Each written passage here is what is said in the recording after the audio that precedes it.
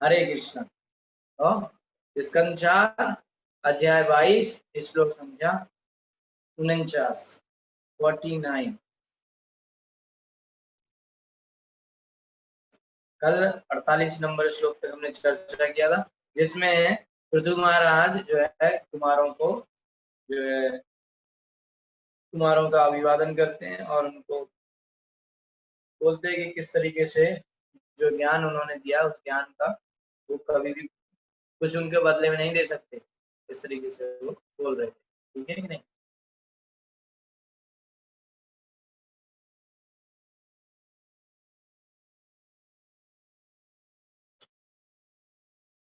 वैन्यस्तु धुर्यो महतां संस्थित्याध्यात्म शिक्षया आप्त कामामि वात्मानं मेन आत्मन्यवस्थितः।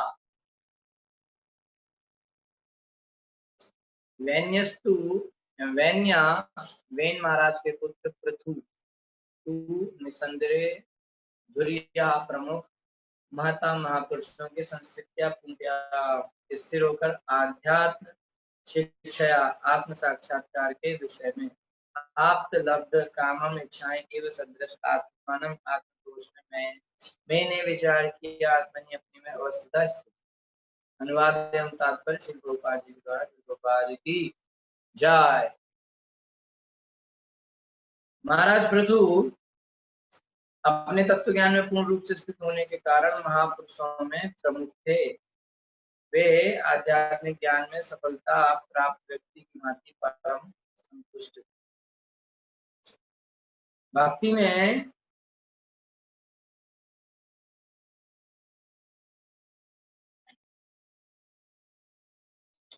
भक्ति में स्थिर रहने से मनुष्य को अत्यंत आत्मतोष होता है। और जरूरी है जो व्यक्ति भक्ति सही में कर रहा है वो थोड़ा अपने आप में संतुष्ट होगा, तो उसको हर चीज और चाहिए हर में वो टेंशन नहीं लेता, वो अपने में संतुष्ट रहता है, ठीक है, परेशान नहीं रहता, तृष्णा नहीं रहती और जो मिल जाए जितना मिल जाए उतने में संतुष्ट रहता है। वास्तव में आत्म तो उसको शुद्ध भक्ति प्राप्त कर सकते। अब वो जो शुद्ध भक्ति अपने आप में संतुष्ट हो सकते, क्यों? क्योंकि भगवान की सेवा करने के अतिरिक्त उन्हें कोई अन्य इच्छा नहीं होती। उनको तो भगवान की इच्छा है, भगवान की सेवा करना है, ठीक है, और जिसके पास भगवान मिल गया उसको और क्या चाहिए, इसलिए वो संतुष्ट रहते। क्योंकि भगवान को किसी वस्तु की इच्छा नहीं करनी होती, अतः वे अपने आप में पूर्णता तुष्ट होते हैं, ठीक है। इसी प्रकार से जिस भक्त को भगवान की सेवा करने के अतिरिक्त, भगवान की सेवा करने के अलावा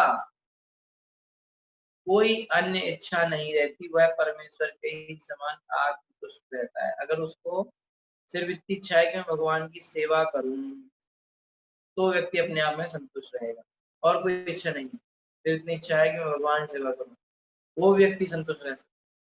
प्रत्येक व्यक्ति मन शांति तथा आत्मतोष के पीछे था। सबको मन की शांति चाहिए, सबको संतुष्टि चाहिए, सब लोग यही चाह रहे हैं, किंतु ये गुण भगवान के शुद्ध भक्त होने पर ही प्राप्त होते। जब तक कोई भगवान का शुद्ध भक्त नहीं बनेगा, कृष्ण का, तब तक उसको ना तो मन की शांति मिलेगी, ना आत्मा को संतोष मिलेगा, ठीक है। जिसको ये चाहिए उसे भगवान का भक्त बनना पड़ेगा, कृष्ण का। और कृष्ण के भक्त कैसे बनते हैं? कृष्ण कथा सुन के और श्रवण कीर्तन करके। मत चिता मत गता प्राणा बोधयन्ता परस्परम कथयन्तस्य माम नित्यम तुष्यन्ति च रमन्ति च। मत चिता, चित्त मुझ में लगाओ, मत गता प्राणा, सब कुछ मुझे दो, मेरी सेवा करो। और सबसे इम्पोर्टेंट लाइन क्या करें? बोधयन्त परस्परम कथयन्तस्य माम नित्यम। आपस में कथा करते हुए, भक्त लोग आपस में कथा करते हैं, एक दूसरे को कथा सुनाते हैं कृष्ण, तो उनको तुष्यन्ति च रमन्ति च, वो अपने आप में संतुष्ट रहते हैं और वो आनंद में रहते हैं, उनको कोई दिक्कत नहीं होती। भगवान से उनका प्रेम हुआ है, वो अपने आप में संतुष्ट रहते हैं। ब्रह्मभूत प्रसन्नात्मा न शोचती न कांचती। ना तो वो जो चीजें खराब हो गई हैं, नुकसान हो गया है भूतकाल में, उसके लिए ना तो रोता है ना शोक करता है, और ना भविष्य की चिंता है, वो अपने में आनंद में पिछले श्लोकों में राजा पृथु के अपने अथाह ज्ञान तथा पूर्ण भक्ति के विषय में जो कुछ कहा है उसकी यहाँ पुष्टि हो जाती है, क्योंकि वे महात्माओं में सर्वश्रेष्ठ माने गए हैं। भगवत गीता में श्री कृष्ण ने महात्माओं के संबंध में इस प्रकार कहा गया। महात्मा कौन है? महात्मा नास्तु माम पार्थ देवीं प्रकृतिम आश्रिता भजन्ते अनन्य मनसो ज्ञात्वा भूतादिम अव्ययम्। हे प्रथापुत्र, महापुरुष बुलावे में नहीं आते। जो महापुरुष बुलावे में नहीं आते वे देवी प्रकृति के संरक्षण में रहते हैं। वे भक्ति रूप में पूर्ण रूप से रत रहते हैं, क्योंकि मुझे आदि तथा अव्यय भगवान के रूप में जानते। महात्मा की परिभाषा गीता में बताई गई है। महात्मा ऐसे ही कोई नहीं हो जाता। किसी भी व्यक्ति को आप कहने लगो महात्मा ये, महात्मा वो, महात्मा ये, ऐसे है ना। कोई भी महात्मा हो जाए, आजकल बड़े महात्मा है ना, भारत में स्पेशली बड़े फेमस महात्मा। ऐसा नहीं, महात्मा कौन है? नाम से महात्मा नहीं होता है। महात्मा की परिभाषा दी गई है क्या? महात्मा नास्तु माम पार्थ दैवीं प्रकृतिमाश्रिता। तो किसी के बुलावे में नहीं आते, दैवी प्रकृति के संरक्षण में रहते हैं। दैवी प्रकृति माने राधा रानी। राधा रानी की शरण में हमेशा रहते हैं महात्मा, ठीक है। और भजन्ते अनन्य मनसो, अनन्य मन से भजते हैं, कृष्ण की भक्ति करते हैं बिल्कुल पूर्ण मन से, और किसी चीज में उनका मन नहीं है, सिर्फ कृष्ण की भक्ति में उनका मन है। वो होते हैं महात्मा। ज्ञात्वा भूतादिम अव्ययम्। अब मुझे जानते हैं कि कृष्ण ही जो है आदि भगवान है, अव्यय भगवान है। कौन? कृष्ण जान। बहुनाम जन्मनाम अन्ते ज्ञानवान माम प्रपद्यते वासुदेव सर्वमिति सा महात्मा सुदुर्लभ।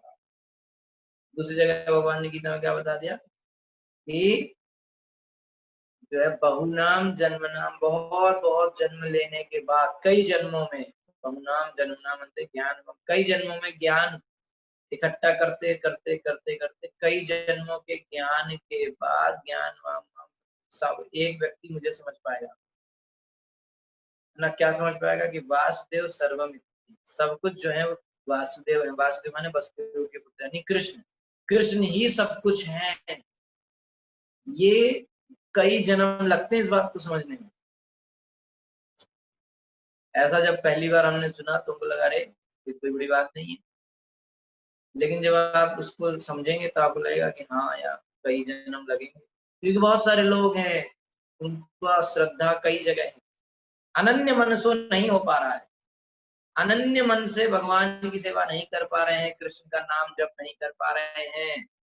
उनको लग रहा है कि साईं बाबा की भी पूजा करनी चाहिए, उनको लग रहा है कि गणेश की करो, ये अपने लोकल में जो मंदिर है उसकी भी करो, वो बुद्ध की करो, वो प्रेत की करो, बकरे की करो, कहीं पेड़ की करो, कहीं रोड की करो, सबकी पूजा करते लोग। कुएं की करो, न नदी, पता नहीं किस किस की पूजा करते लोग, इंद्र चंद्र वरुण, पता नहीं।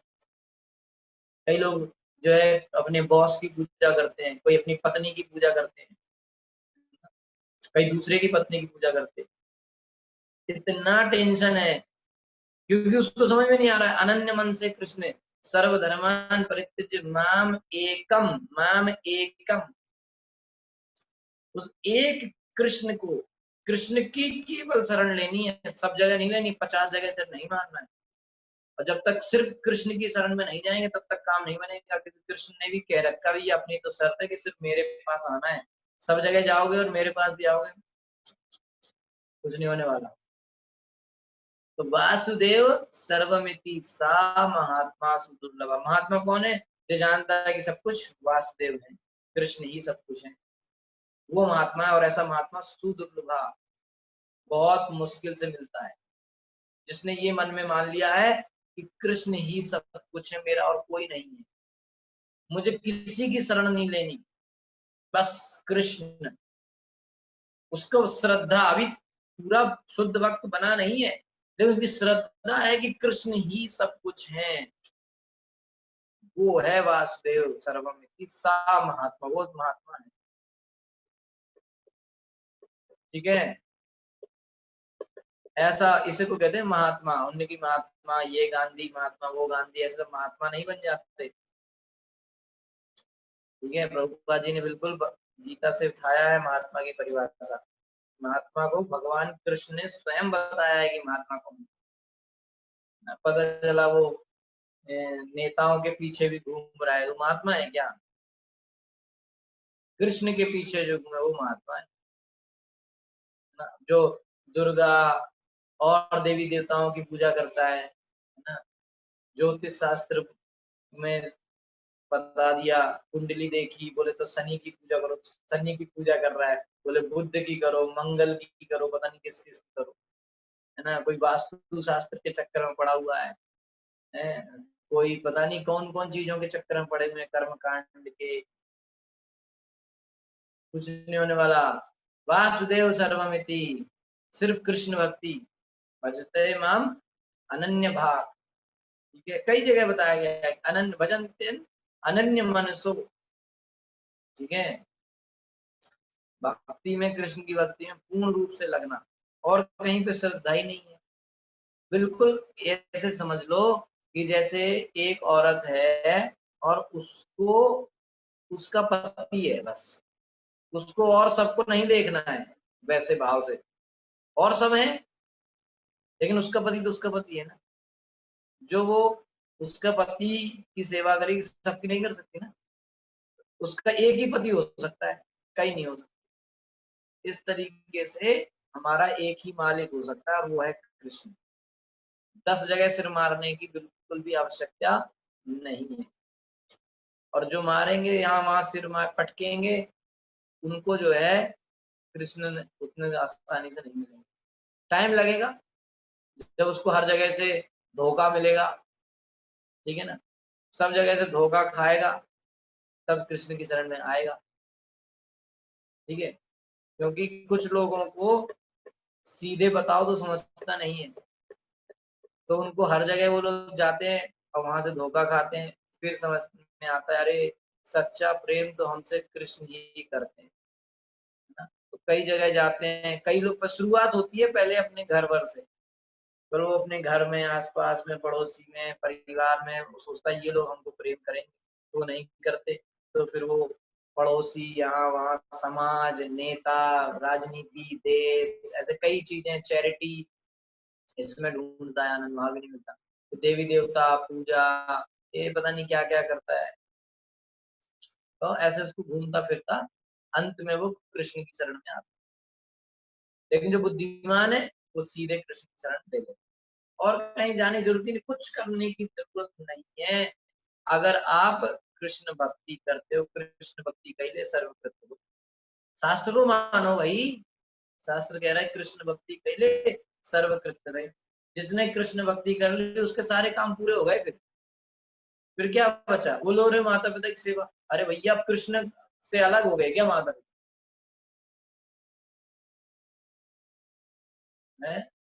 जिसने कृष्ण भक्ति कर ली उसके सब काम हो चुके हैं।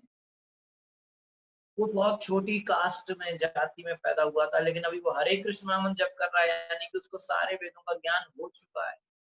ऐसा शास्त्र बता रहा है कि अगर कोई व्यक्ति कैसे भी करके हरे कृष्ण नाम जपने लगा है श्रद्धा पूर्वक, तो ये मानना चाहिए कि इसको समस्त वेदों का ज्ञान हो गया है। भले उसने पढ़े ना हो, लेकिन ज्ञान है। ठीक है ना, उसको पूर्ण ब्राह्मण ब्राह्मण वैष्णव मानना ही चाहिए, और वो है,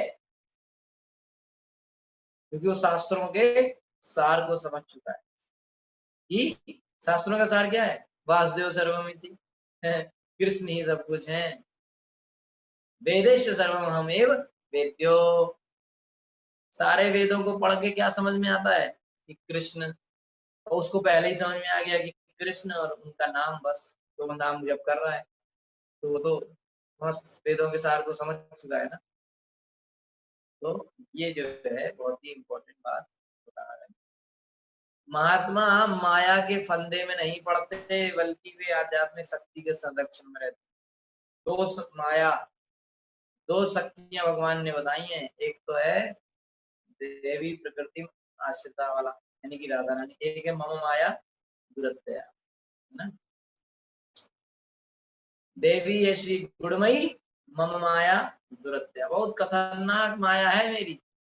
तो जो लोग उस माया के चक्कर में, वो महात्मा थोड़ी है। महात्मा तो वो है जो देवी प्रकृति में आश्रिता, जो श्रीमती राधा रानी के की शरण में है, वो महात्मा है। इसलिए वास्तविक महात्मा सदैव भगवान की भक्ति में लगा रहता है। जो महात्मा है वो कृष्ण को सब कुछ मानता है, वो देश को सब कुछ नहीं मानता। ओ मेरा देश, मेरा देश काहे का मेरा देश, उधर जन्म हुआ तो मेरा देश बन गया, अगली बार अमेरिका में जन्म होगा तो अमेरिका देश हो जाएगा। ये तो शरीर के बंधन में फंसा है ना, काहे का महात्मा। बोले मैं अपने देश के लिए लड़ रहा हूँ इसलिए महात्मा की जय, वो हमारे देश के लिए लड़ रहा है। अरे बाबा उसको नहीं समझ रहा है ना। कृष्ण आत्मा परमात्मा, ये शरीर क्या है, भारतीय पाकिस्तानी अमेरिकन, ये सब शरीर का है, आत्मा में सब बराबर है। समझ में आ रहा है कि नहीं? तो असली महात्मा कौन है, जो इन शरीर के बंधनों से ऊपर आ चुका है, कृष्ण भक्ति को समझ रहा है, वो असली महात्मा है। ठीक है। तो पृथु महाराज में महात्मा के सभी लक्षण प्रकट थे, इसलिए उन्हें इस श्लोक में दुर्यो महात्मा अर्थात महात्मा में सर्वश्रेष्ठ। पृथु महाराज को यहाँ बताया गया है कि वो महात्माओं में सबसे श्रेष्ठ थे, क्योंकि उनमें महात्मा सारे गुण थे। ठीक है। कर्माणि च यथा कालम यथा देशम यथा बलम यथोचितम यथा विक्तम करोति यद्र सात्विक। कर्माणि कार्यकलाप च यथा कालम, समय तथा परिस्थिति के अनुकूल, यथा देश में स्थान तथा स्थिति के उपयोग, यथा बलम अपनी शक्ति के अनुरूप, यथा उचितम जहाँ तक संभव, यथा सुख यथा वित्तम, इस संबंध में जो जितना धन व्यय कर सके, अक्रोध संपन्न किया, ब्रह्मसात परम सत्य में कृतम किया। आत्मतुष्ट होने के कारण महाराज पृथु समय स्थान शक्ति तथा आर्थिक स्थिति के अनुसार जितनी पूर्णता से संभव हो सकता था अपने कर्तव्यों को पूरा करते थे। इन सारे कार्यों के द्वारा उनका एकमात्र उद्देश्य परम सत्य को प्रसन्न करना था। इस प्रकार उन्होंने अपने कर्मों का भली भांति निर्वाह किया। महाराज पृथु एक उत्तरदायी राजा थे और उन्हें क्षत्रिय, एक राजा, एक भक्त के कार्य एक ही साथ करने होते थे। तो क्षत्रिय भी थे, राजा भी थे और एक भक्त भी थे, तो तीनों काम एक साथ करते थे। भगवत भक्ति में कुशल होने के कारण वे अपने कामों को समय शक्ति निजी धन क्षमता के अंदर अच्छी तरह से पूरा कर सकते थे। बहुत ही बढ़िया बात यहाँ बताई गई है क्या, कि जो भगवान की भक्ति में होता है वो एक्सपर्ट होता है हर चीज करने में। उसको पता है कि जो मेरे पास समय है, जितना मेरे पास शक्ति है, जितना मेरे पास पैसा है, उसके हिसाब से मैं क्या क्या बढ़िया कर सकता हूँ। तो जो करेगा अच्छा ही करेगा, गड़बड़ नहीं करेगा। जो भक्त नहीं होते उनको खूब पैसा है फिर भी रो रहे हैं, लड़ाई हो रही घर में, मर रहे हैं, कुट रहे हैं, पिट रहे हैं, पैसा है फिर भी, समय है फिर भी कुछ नहीं, पता नहीं क्या करें, बैठे हैं टीवी देख रहे हैं, टाइम पास ना। इतने जन्म ऑलरेडी पास हो गए, अभी भी टाइम पास कर रहे हैं। ठीक है। तो इस दृष्टि से इस श्लोक में कर्माणी शब्द महत्वपूर्ण है। महाराज के कार्य सामान्य नहीं होते थे। ठीक है, क्योंकि उनका संबंध भगवान से होता था। श्री रूप गोस्वामी का उपदेश है कि जो वस्तु भक्ति के अनुकूल हो उनका बहिष्कार नहीं करना चाहिए और न ही भक्ति के कार्यों को साधारण कर्म अथवा सकाम कर्म समझना चाहिए।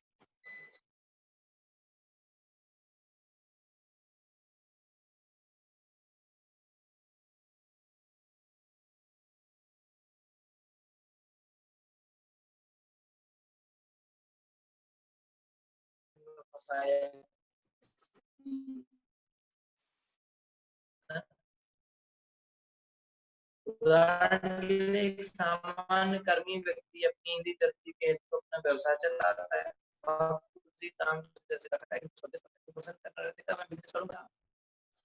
ठीक है। तो वो अपने बच्चों के लिए बिजनेस करता है और अपने अपने लिए करता है।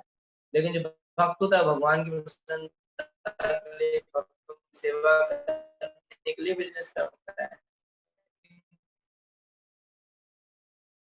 तो उन दोनों में इसलिए फर्क है। अतः बधु महाराज का साधन नहीं थे, बल्कि वे काम वही का लक्ष्य अपनी इंद्रियों की तुष्टि और दूसरे का लक्ष्य भगवान की प्रसन्नता। तो जो भगवान प्रसन्नता के लिए कर रहा है वो भक्त है। ठीक है। तो जिस प्रकार योद्धा अर्जुन को श्री कृष्ण को प्रसन्न करने के लिए युद्ध करना पड़ा, उस तरह पृथु महाराज को श्री कृष्ण की संतुष्टि के लिए राज्य के कार्य करने पड़े। अर्जुन ने भी मारा, दुर्योधन ने भी मारा। दुर्योधन मारा तो नाम भी अर्जुन मारा तो भक्त कहलाता है। क्यों?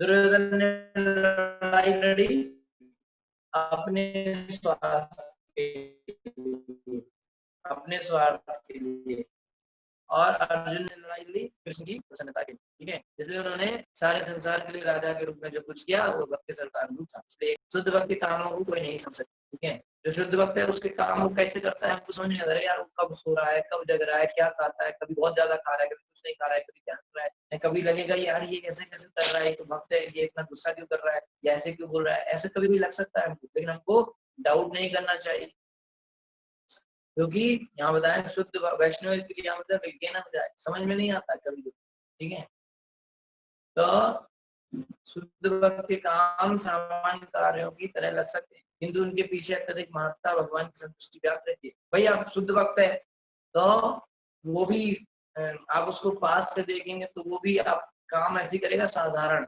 खाना खा रहा है तो नहा रहा है, धो रहा है, अपना नॉर्मल काम वो भी करता है। तो लोग अगर ये तो हमारे जैसे ये क्या है, इसमें हम में क्या फर्क है, बेकार है है ना। तो ऐसा नहीं समझना चाहिए, उसके काम और हमारे काम में फर्क एक जैसे लग सकते हैं, लेकिन उसके काम भगवान की प्रसन्नता के लिए इसके बहुत महान काम है। ठीक है, सामान्य कामों के जैसे लग सकते हैं शुद्ध भक्त के भी काम, किंतु उनके पीछे जो अत्यधिक महत्ता भगवान की संतुष्टि व्याप्त रहती है। लेकिन हम तो अपने संतुष्टि, हम भी खा रहे होंगे और वो भी खा रहा होगा शुद्ध भक्त, हमको लगा इसमें क्या है, हम भी खा रहे हैं वो भी खा रहा है, वो भी 2 गुलाब जामुन एक्स्ट्रा मांग रहा है, हम भी 2 गुलाब जामुन एक्स्ट्रा मांग रहे हैं, लेकिन दोनों की चेतना में फर्क हो सकता है कि नहीं। हम तो अरे बहुत अच्छा खाओ दबाओ वो प्रसाद को सोच रहा हूँ भगवान की कृपा है, भगवान के होठों को टच करके आ रहा है मेरे ऊपर, मेरे पास। ठीक है,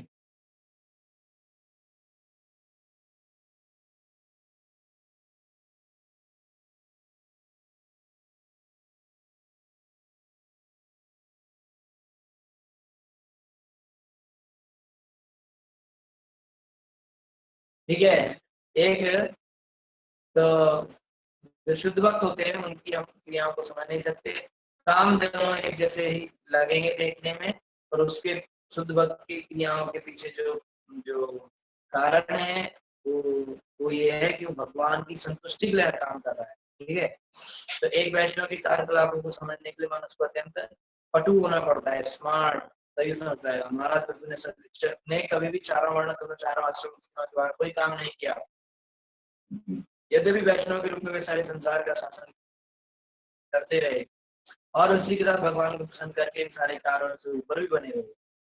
अपने आप को शुद्ध भक्त के रूप में प्रकट न करते हुए बाह्य रूप से वे अत्यंत शक्तिशाली तथा कर्तव्यनिष्ठ राजा बने रहे। कोई भी कार्य अपने व्यक्ति के लिए नहीं होता था, वो कोई भी काम अपनी इंद्रियों के लिए नहीं करते थे, वो जो कुछ भी करते थे भगवान की इंद्रियों की पुष्टि के लिए करते थे। इसकी स्पष्ट व्याख्या अगले श्लोक में की गई है। फलम ब्रह्मणि संन्यस्य निर्विसंग समाहिता कर्माध्यक्षं च मन्यमान् आत्मानं प्रकृते परम फलम परिणाम फल ब्रह्मणि परम सत्य संन्यास त्यागकर व्यक्ति निर्विसंगा दूषित हुए बिना समाहिता पुण्य संचित कर्म कर्म अध्यक्षं शिक्षा तथा मन्यमान् सदैव चिंतन करते हुए आत्मानं परमात्मा के विषय में प्रकृति भौतिक प्रकृति का परम अतीत परे। महाराज पृथु ने अपने आप को प्रकृति से परे पूर्ण पुरुषोत्तम भगवान के शाश्वत दास के रूप में समर्पित कर दिया था। फलस्वरूप उनके कर्मों के सारे फल भगवान को समर्पित थे। वे अपने आप को सदैव सर्वेश्वर भगवान के दास के रूप में समझते रहे। ठीक है, भगवान की दिव्य प्रेम भक्ति में महाराज पृथु का जीवन कर्मयोग का सुंदर उदाहरण है। कर्मयोग शब्द का प्रयोग प्राय भगवद गीता में हुआ है, और यहाँ पर महाराज पृथु का प्रत्येक उदाहरण प्रस्तुत करते हैं कि वास्तव में कर्मयोग क्या है। कर्मयोग के समुचित पालन की पहली आवश्यकता यहाँ पर दी गई, फलम ब्रह्मणि संन्यस्य। मनुष्य को कर्मयोग का मतलब क्या होता है, यहाँ बताया जा रहा है। कर्मयोग कर्मयोग मन का मतलब कि मनुष्य को अपने कर्मों का फल पर ब्रह्म कृष्ण पर छोड़ देना चाहिए। कर्मों का फल आपने 1 महीने जॉब किया, जो आपका सैलरी वो कृष्ण के ऊपर छोड़ दो, मिले तो सही नहीं मिले तो सही, आप अपना काम कर रहे हो, आपकी ड्यूटी है, काम कर रहे हो, है कर्म। ज्यादा जो कर्म कर्म चिल्लाते हैं उनको अभी समझ में यार कर्मयोग कितना आसान नहीं है। ठीक है, तो ऐसा करने से मनुष्य वास्तव में संन्यास आश्रम में स्थित हो जाता है। काम करो, आप कर्मण्येवाधिकार अस्ते, आपका अधिकार किस पे? कर्म पे। कर्मणि एव अधिकार अस्ते, आपका अधिकार सिर्फ कर्म पे है। महाफलेषु कदाचन, फल पे कभी भी आपका अधिकार नहीं है। मिल गया तो अच्छी बात, नहीं मिल गया तो भी अच्छी बात। ठीक है, तो भगवद गीता में कहा गया है जैसा कि अपने कर्मों के फल को भगवान को अर्पित कर देना ही संन्यास है। काम्यानाम कर्मणान्यासम संन्यासम कवियो विदु सर्व कर्म फल त्यागम प्राहुस्त्यागम विचक्षण। बुद्धिमान जन समस्त कर्म फलों को के छोड़ने का को त्याग कहते हैं, और उस अवस्था को बड़े बड़े विद्वान संन्यास कहते हैं। अपने कर्मों के फल को छोड़ देना, त्याग देना, यही संन्यास। सोचो, आपने 1 महीना नौकरी किया, सैलरी छोड़ दी, यही संन्यास है। यद्यपि पृथु महाराज गृहस्थ जीवन बिता रहे थे, किंतु वास्तव में संन्यास आश्रम में थे। अगले श्लोकों से स्पष्ट हो जाएगा। ठीक है, निर्विशंगा आदु शब्द अत्यंत महत्वपूर्ण है, क्योंकि महाराज पृथु अपने कर्मों के फलों के प्रति आसक्त न थे, अदूषित। इस संसार में प्रत्येक मनुष्य जो कुछ संचित करता है या जिसके लिए कार्य करता है, उसका स्वामी बनने की सदैव सोचता रहता है। सबको लगता है कि जो काम करे उसका मालिक वही रहे। तो जब कोई अपने कर्मों के फल को भगवान की सेवा में लगा देता है, अपना जो काम किया उसके फल भगवान की सेवा में लगा देता है, तो वही वास्तव में कर्मयोग का अभ्यास कर रहा होता है। प्रत्येक व्यक्ति कर्मयोग का अभ्यास कर सकता है, किंतु गृहस्थों के लिए विशेष रूप से सुगम। जो गृहस्थ हैं उनके लिए बहुत आसान है, क्योंकि भगवान के श्री विग्रह घर में स्थापित करके भक्तियों की विग्रह से उसकी पूजा कर सकते हैं। अब आपने घर में भगवान के विग्रह को बिठाया है, तो सब कुछ भगवान की सेवा में लगा रहे हैं, तो कर्मयोग हो गया, क्योंकि सब आपने काम तो किया, फल उसका सारा सेवा में लग रहा है। लेकिन आजकल तो लोग समझते हैं कि घर में भगवान को बिठाया है और तब भी चाय कॉफी पीते हैं, प्याज लहसुन खाते हैं, तो फिर तो गड़बड़ है ना। फिर तो आप अपनी, भगवान तो चाय नहीं पीते, न कॉफी पीते हैं, और न भगवान प्याज लहसुन खाते हैं। तो इसका मतलब है कि जो आप वो कर रहे हो, आप अपनी इंद्रियों के लिए कर रहे हो, तो वो जो अपनी इंद्रियों के लिए करा जाएगा उसके लिए तो नरक में फिर दंड मिलेगा। ठीक है ना, भगवान की इंद्रियों के लिए किया जाएगा तो भक्ति है। तो इस विधि के 9 अंग होते हैं: श्रवण कीर्तन स्मरण पाद सेवा श्री विग्रह की पूजा प्रार्थना आज्ञा पालन सखा रूप में श्री कृष्ण की सेवा तथा नहीं सर्वस्व अर्पण। श्रवण कीर्तन विष्णु स्मरण पाद सेवनम अर्चनम वंदनम दास्यम साख्य महात्म्य निवेदनम, प्रहलाद महाराज ने बताया। कर्मयोग तथा भक्तियों की इन विधियों को सारे संसार में प्रसारित करने का कार्य अंतरराष्ट्रीय कृष्ण भावना में संघ कर रहा है। अब इस्कॉन वाले आपको यही सिखाते हैं कि भैया आप अपने जीवन में कैसे कृष्ण भक्ति कर सकते हो, कैसे कर्मयोग कर सकते हो। ठीक है, आप घर में रहो, अपने परिवार के साथ रहो, भक्ति कैसे कर सकते हो ये हम लोग इस्कॉन में सिखाते हैं, कैसे आप हर चीज को भक्ति में डाल सकते हो। इन विधियों का कोई भी संघ के सदस्यों के उदाहरण का अनुसरण करने से सीख सकता है। तो इस्कॉन में जो लोग हैं उनसे आप ये चीजें सीख सकते हैं। घर में अथवा मंदिर में श्री विग्रह को प्रत्येक वस्तु का स्वामी और प्रत्येक व्यक्ति को श्री विग्रह का दास माना जाता है। अगर घर में आपके घर में विग्रह है, बहुत इंपॉर्टेंट बात आ रही है, लोग समझते नहीं है और गड़बड़ करते रहते। घर में आपने विग्रह को बिठाया नहीं कि लड्डू गोपाल या रहते ज्यादातर लोग, या फिर राधा कृष्णा गौर निताई जगन्नाथ, घर में बैठे तो हर चीज उनकी है, आपका कुछ नहीं है। और जितने लोग घर में रहते सब उनके दास हैं। समझ आ रहा है? तो दास नौकर कैसा होता है? भगवान ने कहा नौकर क्या है, मालिक ने कहा खाओ तो खाएगा, नहीं खाओ तो नहीं खाएगा, है ना। आपके घर में जैसे नौकर है, तो वो आया तो उसको लगा आज तो भैया पनीर बटर मसाला बनना चाहिए, उसने पनीर बटर मसाला बना दिया। आपने कहा अरे पनीर बटर मसाला क्यों बनाया? वो मेरा बनता मैंने बना दिया, तुमको खाना है खाओ, नहीं खाना है खाओ। आप लोग यार कैसा नौकर है? नौकर मैं हूँ या ये नौकर है ना। मुझे खाना था पालक पनीर, इसने बना दिया पनीर बटर मसाला और कह रहा है खाना तो खाओ, नहीं खाना तो भाड़ में जाओ। ऐसा नौकर तो नहीं होता। नौकर क्या होता है, वो आए आपसे पूछे कि मालिक आज आप क्या खाना पसंद करेंगे? आपने कहा मैं पनीर बटर मसाला या जो भी ना, पनीर भुर्जी। तो वो बनाए, वो आपके लिए आपसे पूछे जो आपको खाना है वो बनाए, और उसमें जो बचे वो अपना वो खाए। ये होता है। ऐसा ही भगवान अगर घर में है तो भगवान मालिक है, हम लोग दास हैं। हर चीज भगवान से पूछना होना है ना। भगवान क्या खाते हैं? बोले भगवान प्याज लहसुन तो खाते नहीं, तो बोले भगवान के लिए बना लो रोटी दाल चावल सब्जी, और अपने लिए प्याज के पकौड़े अलग से बना लो, है कि नहीं। कई लोग ऐसे करते, बोले भगवान को भोग लगाना है तो पहले दाल बना ली, सब बना लिया और भगवान को भोग लगा दिया, ठीक है, और बाद में प्याज का तड़का ऊपर से लगा दिया, क्यों, अब तो हमें खाना है ना, भोग लगाने के लिए प्याज, ऐसा नहीं चल सकता भाई। मान लो ऐसा आपका नौकर करे, आपको खिलाए फीकी दाल और अपना खाए दाल तड़का, दाल फ्राई, आपको ऐसा लगेगा अरे यार मेरे को ऐसे खिला दिया और अपना देखो फ्राई करके खा रहा है ना।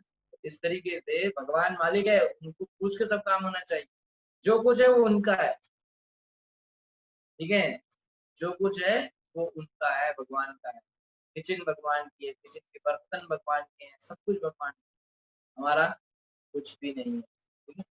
इसलिए जो है हम लोग, चूंकि किचन भगवान की है, भगवान की किचन में खाना बनता है, इसलिए हम लोग भगवान की किचन के अंदर अपना जूठा प्लेट भी नहीं लेके जाते, भगवान का खाना बनता है ना वहाँ पे। हम लोग क्या, हम लोग नौकर लोग हैं, कोने में बैठ के खा लो चुपचाप बस, नौकर का क्या, ऐसे नौकर है तो ऐसे ही होते हैं ना, तो हम लोग तो दास है ना, तो हम लोग अपना एक प्लेट सेपरेट रखते हैं, उसमें खा के उसको धुल के रखते हैं, बाकी सब भगवान का है, ऐसा होता है, ठीक है। तो इस तरीके से जो है भगवान की हर चीज है, इसलिए आप जैसे कोई भी फ्रूट्स लाए, कुछ भी लाए तो पहले भगवान को खिलाना है, मालिक वो है ना, वो देने वाला है सब, उसको पहले खिलाना है, वो मालिक है, फिर जो बचे वो हमको देना है, ठीक है। बोले वो भोग लगता था, रोटी दाल चावल सब्जी लगा दिया, फल तो ऐसे ही खा ले, चाहे फल हो चाहे कुछ भी हो, सब भगवान भोग लगता है, और वो भी भगवान को वो चीज भोग लगती है जो उनको पसंद है।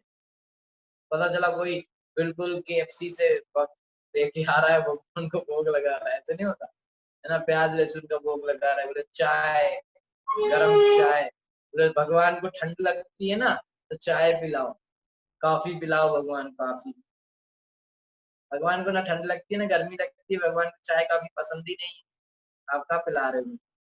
कई लोग कहते हैं अच्छा भगवान को दूध पिला दो, अपन उसमें बाद चाय पत्ती मिला के पी लेंगे तो इस तरह से जो चतुराई करते हैं, उनकी चतुराई धरी की धरी रह जाएगी और भक्ति में वो कुछ कर नहीं पाएंगे, ठीक है।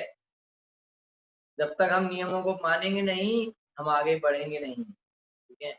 इसलिए जो है भगवान की ही सब चीज है, हम लोग भगवान के दास, सही है कि नहीं। तो हर व्यक्ति, हर चीज हमारे घर में, उसका मालिक कौन है, कृष्ण, और घर का भी मालिक कृष्ण, हमारा ही मालिक कृष्ण है, घर की चीजों का ही मालिक कृष्ण है। हम लोग क्या है, फिर हम लोग दास हैं, रह रहे हैं उनकी सेवा में, है ना, उनकी कृपा से मिल रहा है, तो भगवान दिव्य है क्योंकि वे सृष्टि के अंग नहीं है।